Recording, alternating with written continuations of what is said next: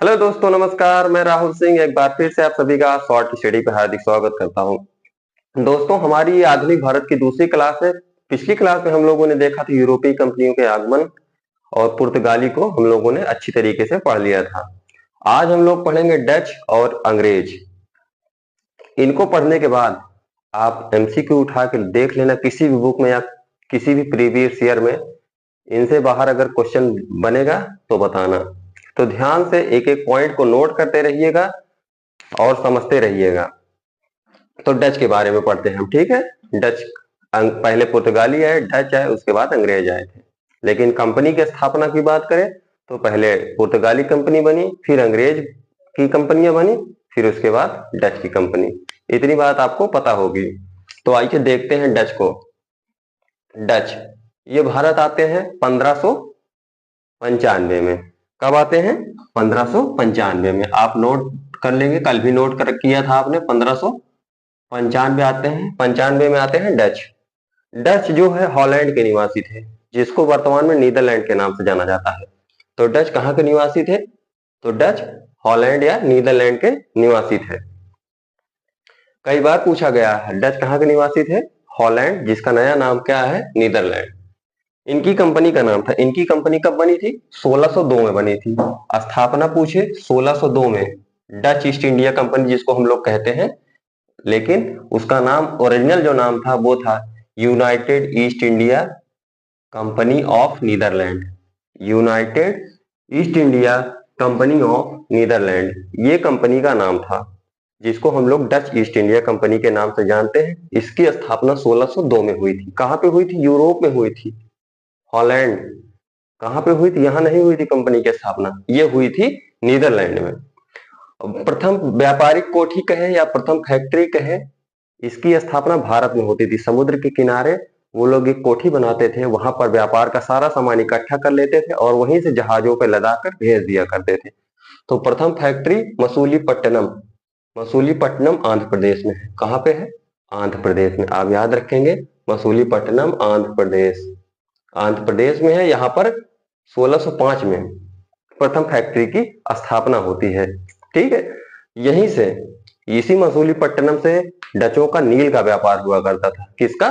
नील का। आपसे अगर पूछे तो नील का व्यापार कहां से होता था?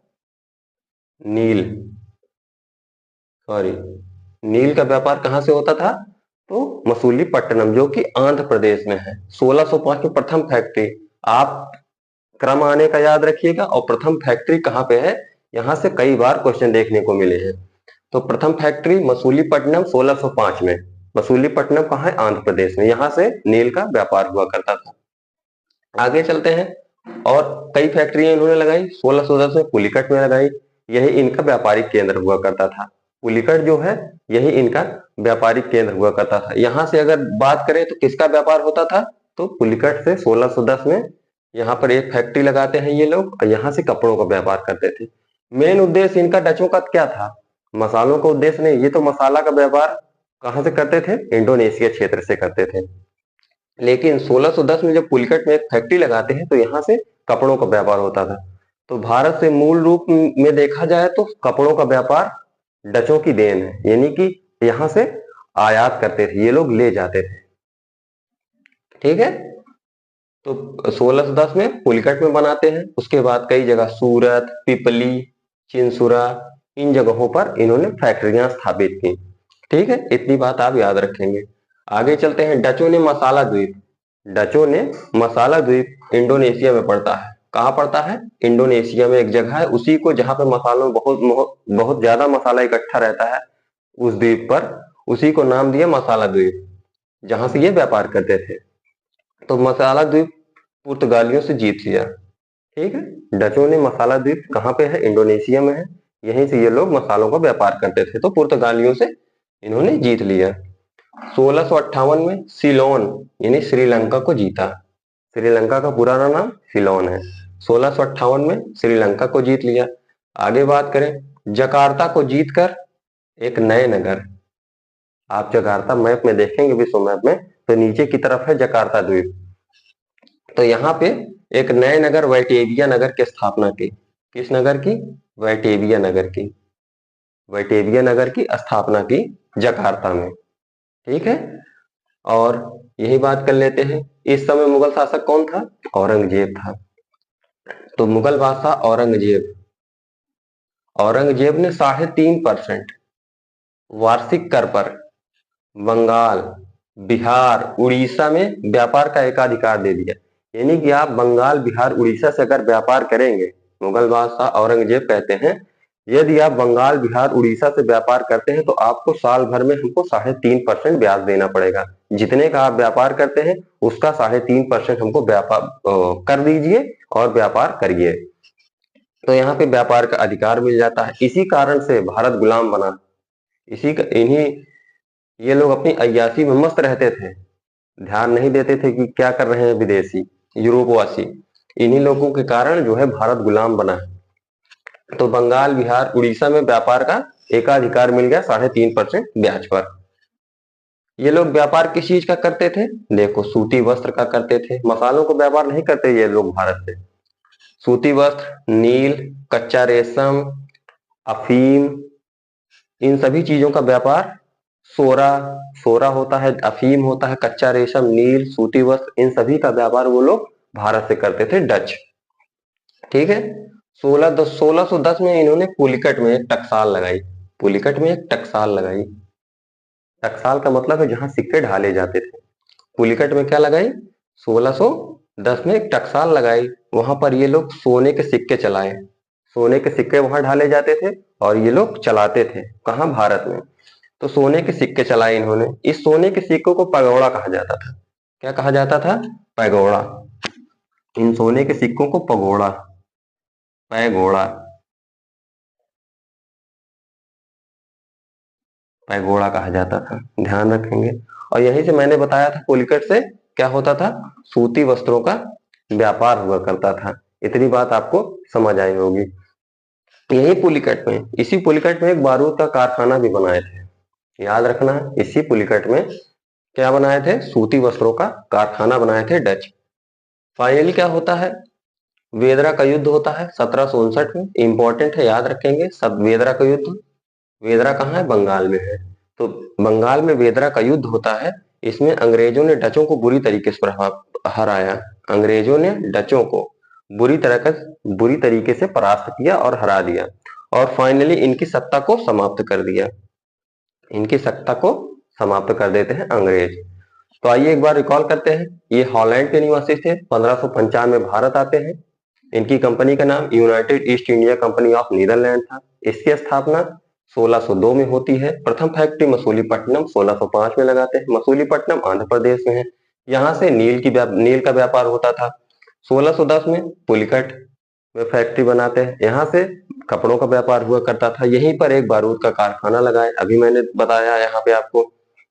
डचों ने मसाला द्वीप, जो कि इंडोनेशिया में पड़ता है, यहाँ पुर्तगालियों से इसको जीत लिया था। सीलोन 1658 यानी श्रीलंका को जीता इन्होंने। जकार्ता को जीतकर बैटेविया शहर की स्थापना करते हैं। औरंगजेब जो है 3.5% वार्षिक कर पर बंगाल, बिहार, उड़ीसा क्षेत्र को कर मुक्त कर देता है। व्यापार किस चीज का होता था? सूती वस्त्र, नील, कच्चा रेशम। बात करें शोरा का, अफीम का, ऐसे कई व्यापार होते थे जो आपको देखने को मिलेंगे। 1610 में एक टकसाल लगाई। कहाँ पे? ये इंपॉर्टेंट है। कहाँ पे लगाते हैं? पुलिकट में लगाते हैं। और यहाँ पे सोने के सिक्के ढाले जाते हैं, और वही जो ये लोग सोने के सिक्के चलाते थे, जिसको पैगोड़ा कहा जाता था। और फाइनली वेदरा का युद्ध होता है 1759 में। यहाँ पर अंग्रेजों द्वारा डच बुरी तरीके से परास्त होते हैं, हार जाते हैं, और इनकी सत्ता को समाप्त कर दिया जाता है अंग्रेजों द्वारा। तो अब बढ़ते हैं अंग्रेज की तरफ। अंग्रेज कब आए थे? आप कमेंट करके बताएं, अंग्रेज कब आए थे भारत?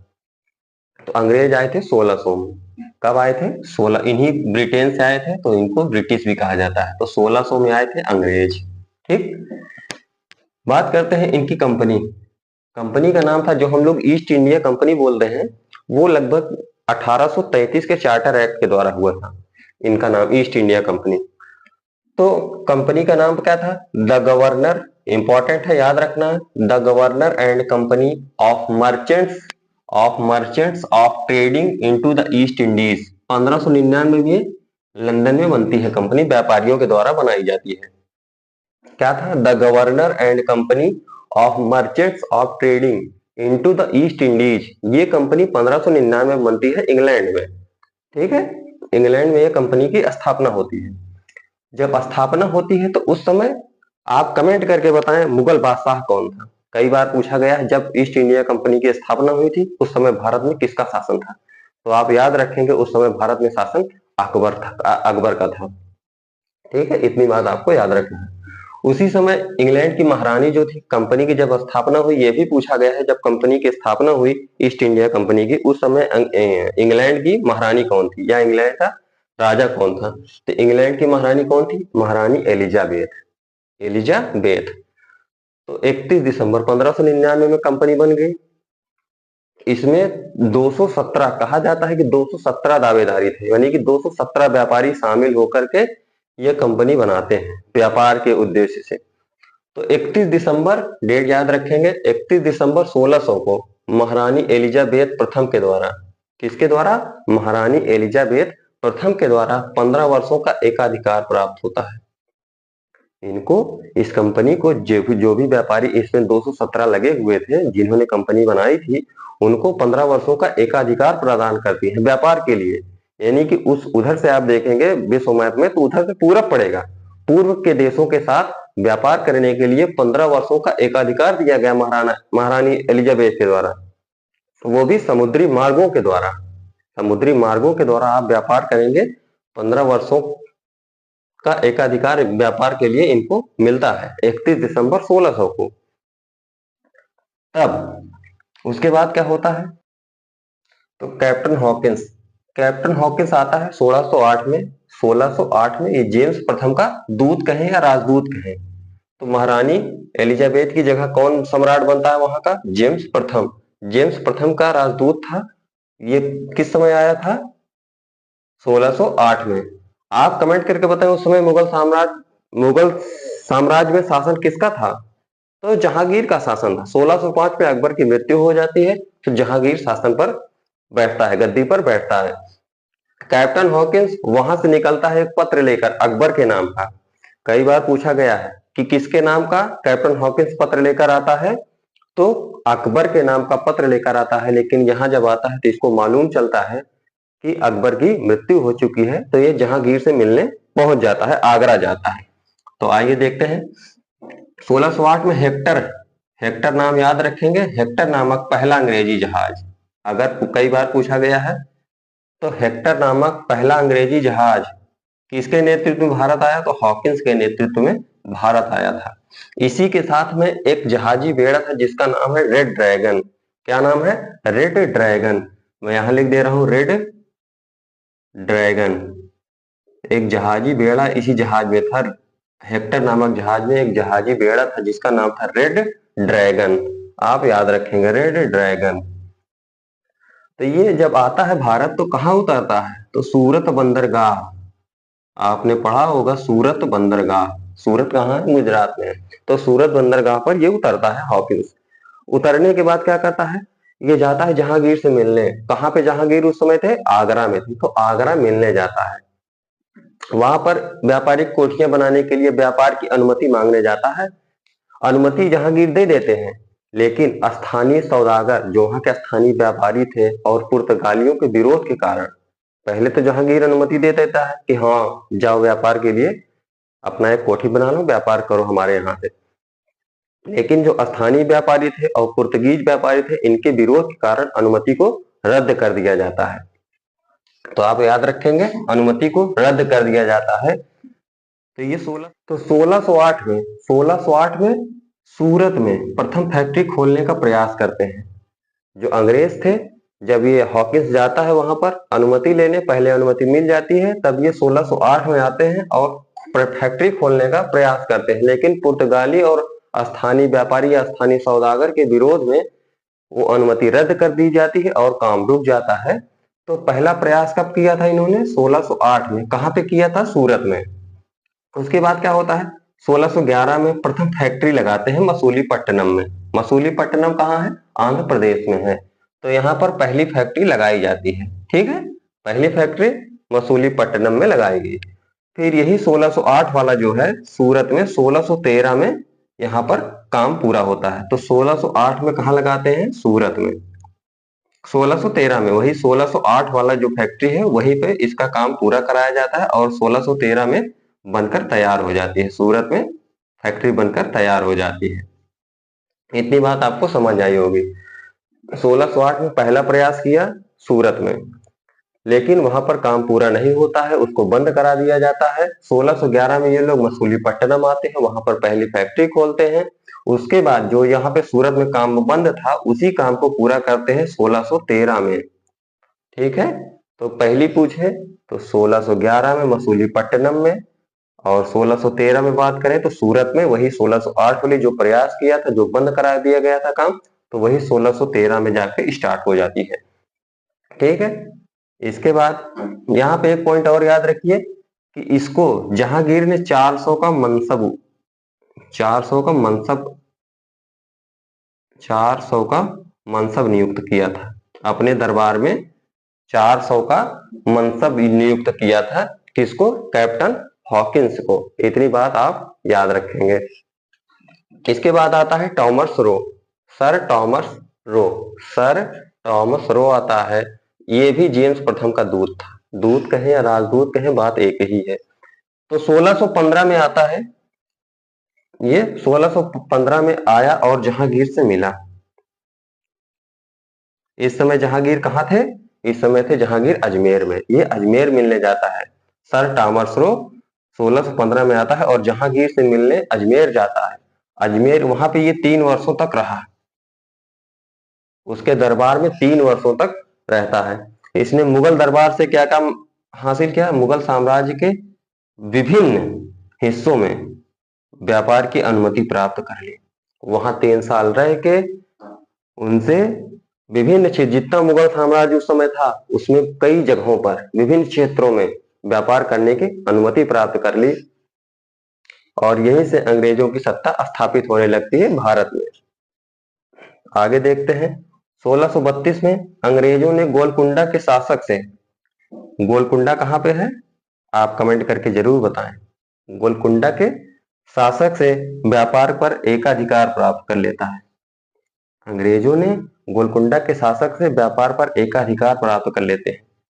कितने में? 500 रुपए वार्षिक।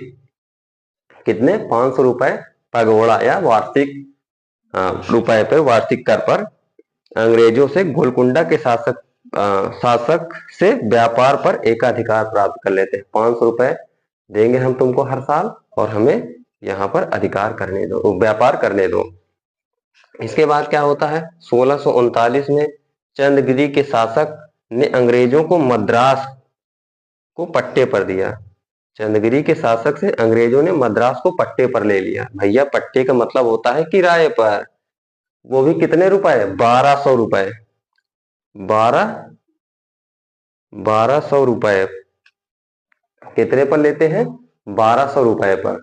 ठीक है, इतनी बात, सॉरी 12,000, 12,000 रुपए पर पट्टे पर लेते हैं।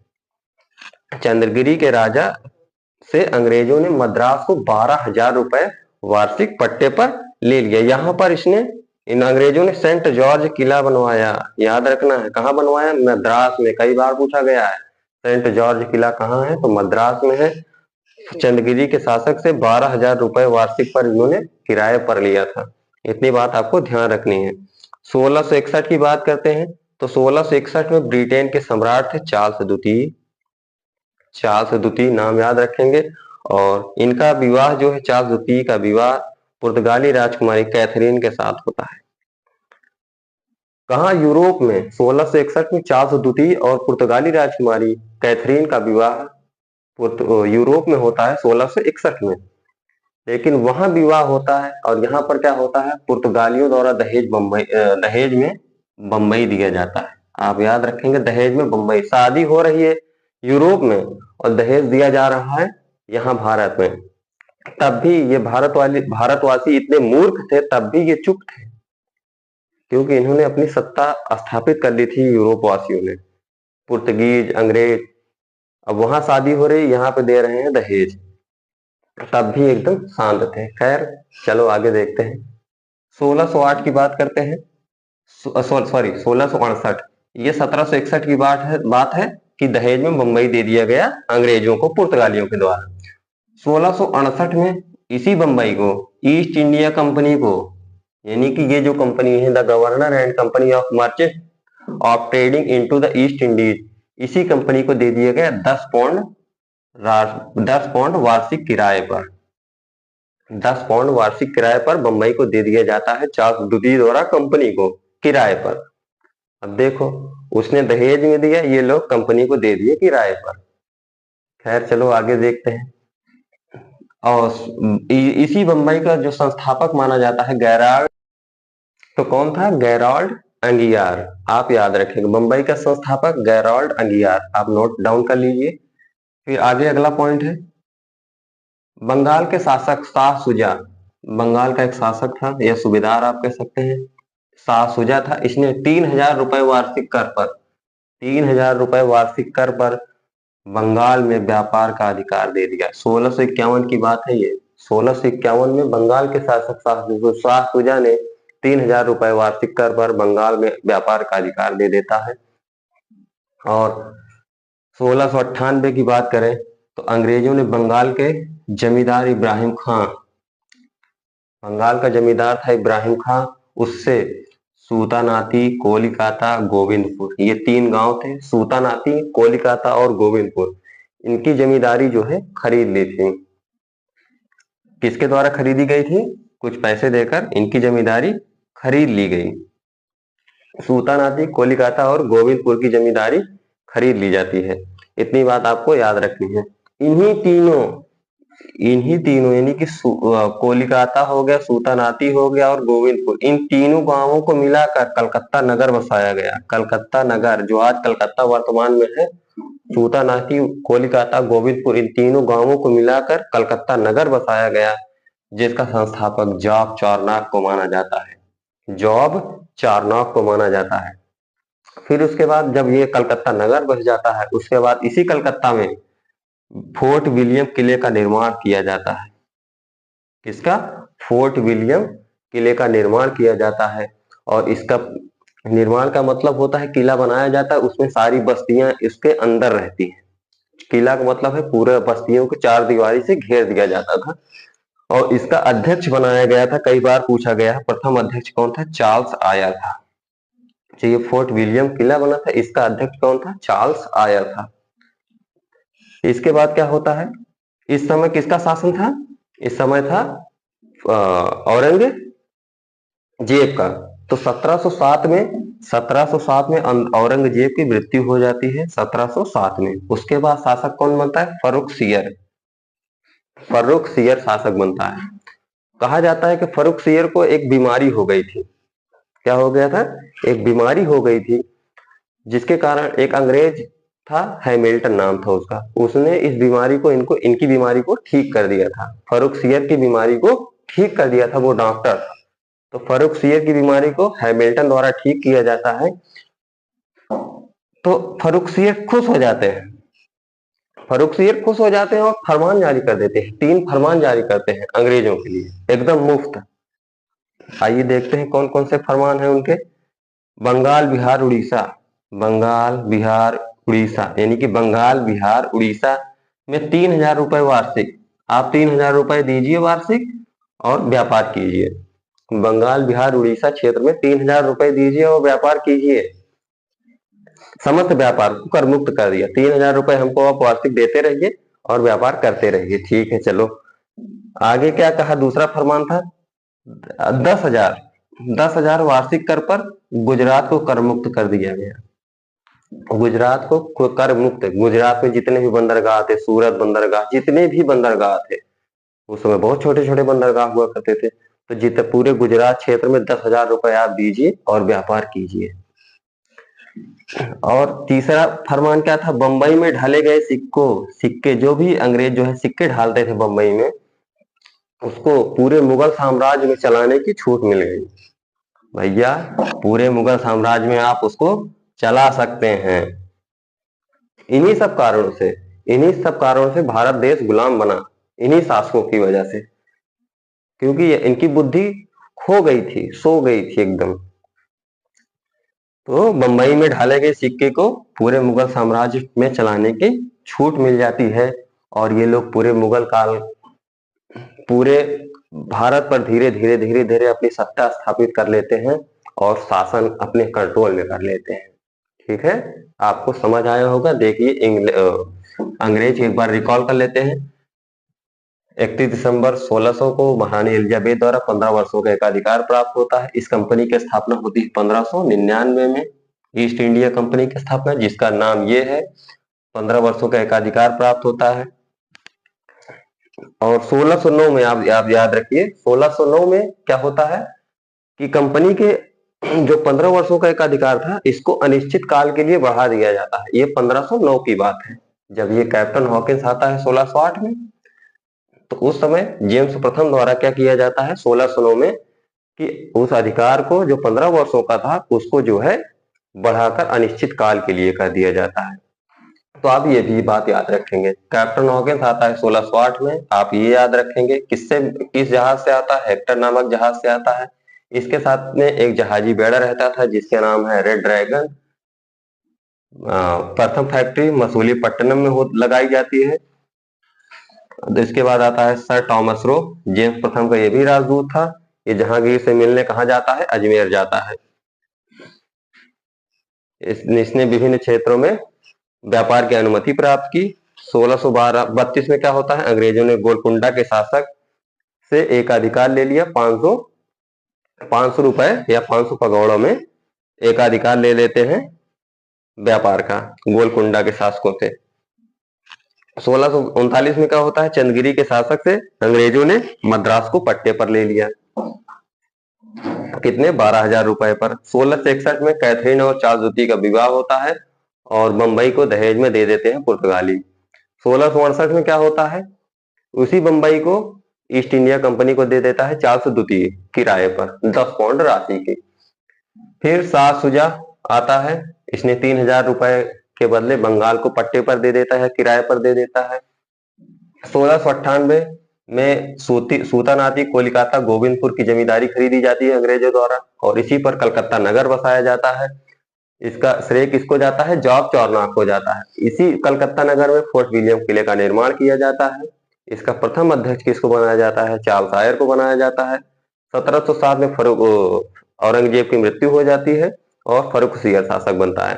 फर्रुखसियर को रोग हो जाता है जिसको हैमिल्टन के द्वारा ठीक किया जाता है। तो उससे खुश होकर 3 फरमान जारी करता है। बंगाल, बिहार, उड़ीसा में 3,000 वार्षिक कर के बदले पूरा व्यापार कीजिए, 10,000 वार्षिक कर दीजिए, गुजरात पर व्यापार कीजिए, और बंबई में ढले गए इनके जो अंग्रेजों के सिक्के थे वो पूरे मुगल साम्राज्य में चलाने की छूट मिल जाती है इन लोगों को। तो दोस्तों, अगली क्लास में हम लोग पढ़ेंगे अंग्रेज के बाद जो आए थे, कौन आया था आप कमेंट कर जरूर, फ्रांसीसी, डेनिश, स्वीडिश, इन सभी को हम लोग अगली क्लास में देखेंगे। तो दोस्तों कमेंट करके जरूर बताएं क्लास कैसी लगी। अगर चैनल पर नए हैं तो सब्सक्राइब करें, शेयर करें। मिलते हैं एक नेक्स्ट वीडियो में, तब तक के लिए नमस्कार, धन्यवाद, जय हिंद।